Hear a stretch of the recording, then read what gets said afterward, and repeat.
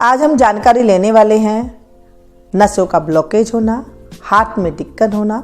Heart में आजकल ज़्यादातर दिक्कतें आ जाती है कि खून का प्रभाव जो है अच्छी तरह से नहीं होता है। पैरों में नीले नीले से निशान हो जाने और चलो तो जो है पैर सुन्न हो जाना, पैरों में सोजन आ जाना और जो जॉइंट पेन होता है वहाँ पर भी इसमें बहुत ज़्यादा दिक्कतें आती है। और ये सब दिक्कतें जो होती है ये कहाँ से शुरुआत होती है? जैसे अगर हम माने तो शुरुआत बीपी से हो जाती है, फिर पेट में गैस प्रॉब्लम, ये सारी चीज़ से होते होते ये प्रॉब्लम आ जाती है यहाँ तक।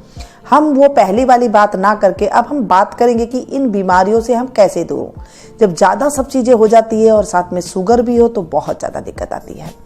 आप लोग के कमेंट्स इसी ऊपर थे कि नसें ब्लॉकेज है, इसके बारे में बताइए और हम जो है आसानी से कोई एक चीज़ ले सके जिससे हमारा जो है अच्छे से फ़ायदा हो। दिल की बात करते हैं तो आजकल जो है ये बच्चों को भी होने लग गया है। पहले बड़ों को हुआ करता था, अब बच्चों को भी होने लग गया है। आप खान पान के साथ साथ कुछ ऐसी चीज़ें लें जिससे आपको ये सारी चीज़ें जो है अच्छे से निवृत्ति हो जाए।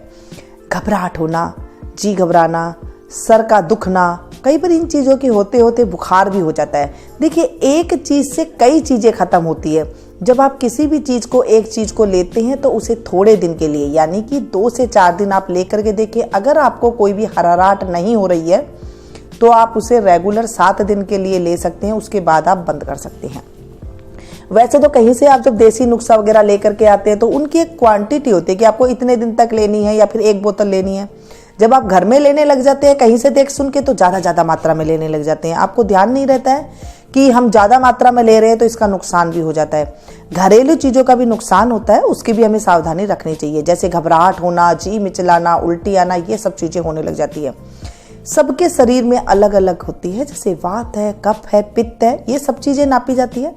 तो आज मैं दोनों चीज़ों की बैलेंस लेकर के बताऊंगी आपको, जिससे ये सारी बीमारियां निवृत्ति हो जाएगी। कोई ज़्यादा झंझट करने वाली बात नहीं है, लेकिन आप जब इसे 6 से 7 दिन लेंगे आपको 7 दिन के अंदर ही रिजल्ट महसूस होगा। क्या है ये चीज़? ये एकदम सिंपल सी चीज़ है। ज़्यादा मैं तामझाम नहीं करती हूँ, बगैर तामझाम के आपको मैं रेसिपी बताती हूँ, बगैर तामझाम के ही मैं आपको ये चीज़ें भी बताती हूँ। जो छोटे छोटे से नुस्खे होते हैं हमारे पुराने ज़माने के नुस्खे हैं, कोई मैं नए ज़माने का नुस्खा नहीं लेकर के आई हूँ। ये सभी हमारी दादी नानियाँ भी किया करती थी। लेकिन आजकल क्या है, हमें खाने पीने की कोई ज़्यादा आदत नहीं है, यानी कि हमें समझ नहीं है कि हम किस तरीके से खाएं। जो भी चीज़ जिसके साथ कर रहे हैं, जैसे खटाई के साथ खटाई नहीं खानी चाहिए, मैं हमेशा खाना बनाते वक्त कहती हूँ। घी के साथ नींबू नहीं लेना चाहिए, दही के साथ नींबू नहीं लेना चाहिए। लेकिन आज जब रेसिपी आप लोग देखते हैं कहीं से भी देख के, पढ़ के, सुन के, तो आप लोग क्या करते हैं, ये चीज़ें डाल देते हैं। और जब आप ये फास्ट फूड बना के इस तरह से खाते हैं तो वो फिर नसों में जा कर के उन्हें बहुत ज़्यादा जो है घबराहट, ये सब चीज़ें पैदा हो जाती है और नसों में जा कर के वो फिर जहर जैसा काम करता है। कहते हैं ना, ये असुनतलन चीज़ होती है, इन्हें नहीं खानी चाहिए, इसके साथ ये चीज़ खाएंगे तो ये जहर का काम करेगी। जब ये चीज़ें होती है ना तो ये जहर के काम करती है। और अगर हम बोला वाली भाषा में बात करते हैं, सीधी सादी बात करते हैं, तो ये होता है खून का खराब होना।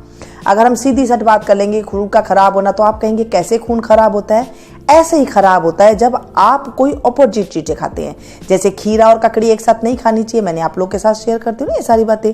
ऐसे ही देखिए, सुबह सवेरे हमें लेना है 1 गिलास ले ले या आधा गिलास ले ले, आपको लेना है गुनगुना पानी। ज़्यादा गर्म पानी नहीं लीजिएगा क्योंकि ज़्यादा गर्म पानी में भी दिक्कत आ जाती है। अब हमें हल्दी लेनी है। हल्दी सभी के घर में होती है।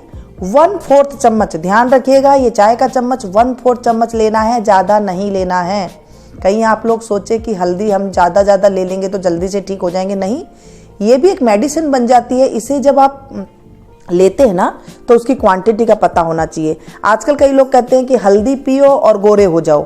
अगर हल्दी पियो, गोरे हो जाओ, फिर बाद में क्या होता है पता है? अंदर उनके पेट में बहुत ज़्यादा दिक्कतें आ जाती है। अब लहसुन के बारे में आप सभी को पता है, हल्दी के बारे में सबको पता लग गया, और साथ में जो है लहसुन के बारे में सभी को पता है। लहसुन और ये हल्दी का पानी जबरदस्त काम करती है। लहसुन को सुबह सवेरे आप खाली पेट 2 लहसुन की कलियां ले ले या फिर 1 कलिया ले ले, उन्हें चबा चबा कर खाएं। और चबा चबा कर खाने के बाद उसके बाद ये जो गुनगुने पानी में हल्दी है इसे आप पी जाएं। इसके ऊपर आप चबाने में दिक्कत आती है, ठीक है, आप क्या करें, ऐसी छोटी छोटी सी उसे कटिंग कर ले। ये हमारे पास में एक दादी जी रहते हैं, उन्होंने मुझे बताया था कि ये जो नस है ना, ये ब्लॉकेज होती है बेटा आजकल इन चीज़ों का हम सेवन नहीं करते हैं, और करते हैं तो हम गलत तरीके से करते हैं, तब हो जाता है। जब हमें कभी गैस फूस बन जाती थी तो हम इस तरीके से ले लिया करते थे। तो फिर मैंने भी जो है इसे ट्राई किया तो बहुत अच्छा लगा था मुझे।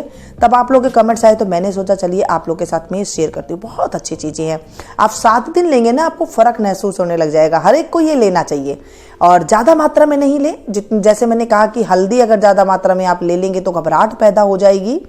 कई बार तो जो है चक्कर आने लग जाते हैं, कईयों को ज़्यादा हल्दी ले लेते हैं। ऐसे नहीं, मैंने हल्दी का आप लोग को दूध भी शेयर किया था ना, उसमें भी मैंने आपको बताया था कि कितनी मात्रा में हल्दी का प्रयोग करना चाहिए।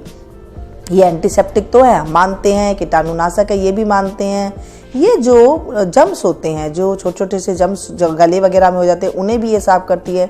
लेकिन अगर आपने लिमिट से ज़्यादा ले ली, मैं बार बार यही बात समझाती हूँ आप लोग को, तो वो दिक्कत हो जाती है। लहसुन की कलियाँ छोटी छोटी है तो 2 ले ले, बड़ी है तो 1 ही ले, और उसे चबा करके ऊपर से ये पानी पी जाएं, हल्दी वाला सुपर ड्रिंक ये वाला पानी है। सुबह खाली पेट ले। अगर खाली पेट आपको सूट नहीं करता है, आप खाना खाने के बाद ले सकते हैं, आधे घंटे बाद आप ले सकते हैं, और उसके बाद आप चाहें तो घंटा आधे घंटा कुछ खाना ना खाएं। बस इस चीज़ का आप ध्यान रखें।